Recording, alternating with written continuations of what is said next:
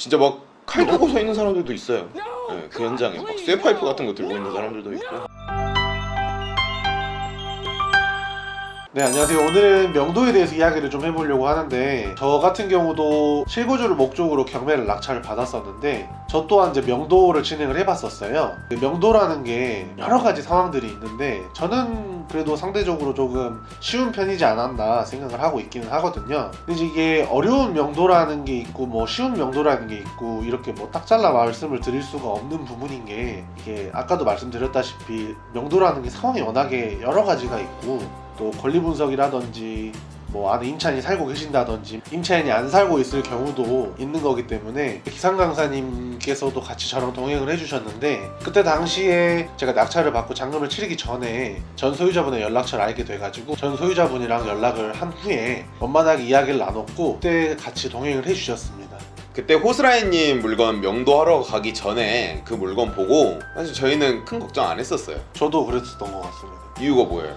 우선 이제 임차인도 없었을 상황이었고, 네. 전 소유자분께서 배당을 받아가는 상황이셨어가지고, 네네. 그것 때문에 전 소유자분이랑 그래도 원만하게 대화를 나눌 수 있지 않았나, 그렇게 생각을 하고 있거든요. 그러니까 전 소유자가 일정 금액이라도 배당을 조금이라도 받아가면 그 명도는 그래도 비교적 난이도가 쉬운 명도라고 저희는 그냥 그렇게 생각을 하는데, 그때 전 소유자분께서 얼마 정도를 배당 받아가셨죠? 제 기억으로는 6천만 원 정도 배당을 받아가셨던 걸로 기억을 하거든요.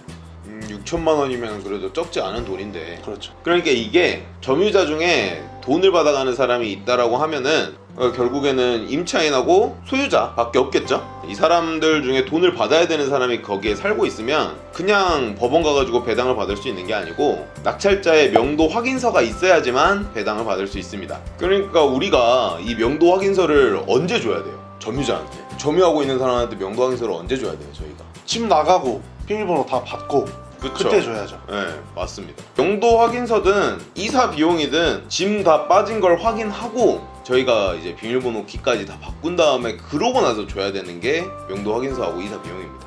이사비 얘기 나온 김에 그때 그분한테 이사비 줬었나요? 이사비를 제가 60만 원 정도, 제 기억으로는 60만 원 정도를 줬던 걸로 기억을 하고 있긴 한데, 그래도 싸게 먹혔다. 그렇죠. 싸게 먹혔죠. 네. 그때 당시에. 이게 이제 이사비라는 게 그 일반인 분들은 잘 모르실 수도 있기는 한데, 경매를 진행하다 보면 그 이사 비용에 대한 이야기들이 상당히 많이 나오는 것 같아요. 근데 이제 이사 비용이라는 게 무조건 줘야 되냐, 안 주자니 또 빨리 안 나갈 것 같고, 이런 것들이 좀 궁금해하실 내용이지 않을까, 그렇게 생각을 하고 있거든요, 저는. 그러니까 이 이사 비용이라는 게 무조건적으로 줘야 되는 건 아니에요. 네, 무조건적으로 줘야 되는 건 아니고, 이 이사 비용을 궁금해하시는 분들이 이제 얼마 정도로 측정을 해야 되냐, 이런 게 궁금하실 것 같은데, 저희가 명도 협상이 안 되면 어떻게 해야 돼요? 그때는 강제 집행해야죠. 그 강제 집행하는데도 돈이 들어가잖아요. 그렇죠. 네, 이게 그냥 공짜로 해주는 게 아니라 아파트 평수 평당 10만 원에서 15만 원 사이 선으로 해가지고 강제 집행 비용이 선정이 되는데, 그 비용의 절반 금액 정도로 이사 비용을 주면 된다라고 이제 약간 좀 이 바닥에서 커진 이야기들이 있어요. 그러니까 강제 집행 비용이 400만 원이면은 이사 비용으로 200만 원까지는 줘도 괜찮다. 암묵적으로. 약간 좀, 그렇죠. 근데 이게 이사 비용을 받는 사람 입장에서 무조건 받아야 된다라는 금액으로 바뀐 것 같아요, 이게. 그렇죠. 인식 자체가 좀 그렇게 바뀐 네. 게 없지 않아 있는 것 같긴 해요. 안 줄 수만 있으면 안 줘도 돼요.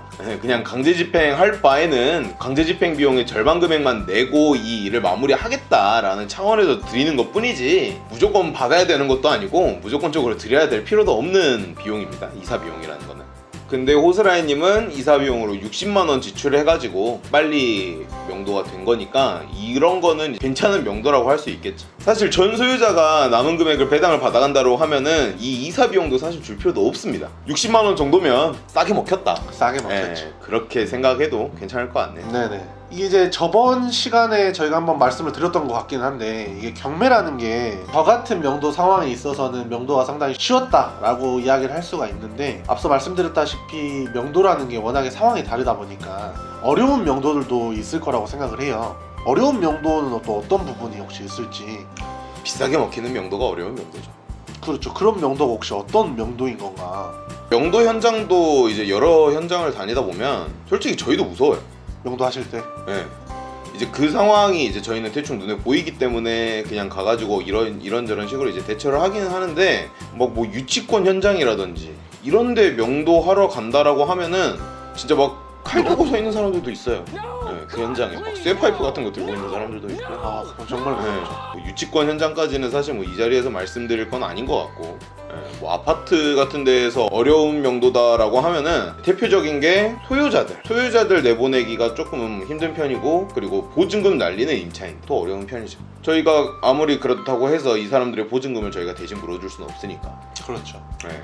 저희가 무섭다라고 했는데 시청자분들께서 무섭다고 안 믿으실 것 같은데. 저번에 어떤 일이 있었냐면 그 집에 찾아가니까 거기 사시는 분이 진짜 말 그대로 바지가랑이를 잡고 네. 펑펑 우셨던 적도 있어요. 우리가 갖다 대고 뭐라 그래? 뭐 아무 말도 못하고 그냥 왔죠. 그리고 또 돈 달라고 하는 사람들이 있어요.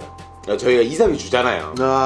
그 이사비 주는 거를 이 터무니없는 가격 2천만 원, 3천만 원 이렇게 얘기하는 사람들도 있어요. 이사비를? 네. 그럼 그런 경우는 어떻게 해야 될까요?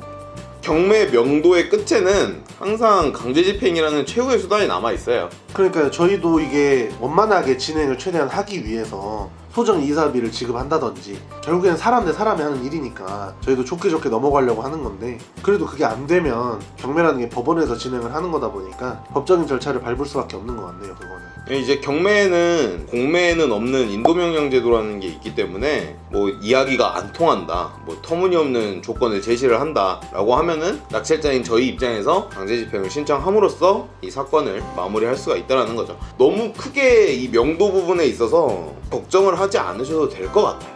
두려움도 좀 없애고. 네.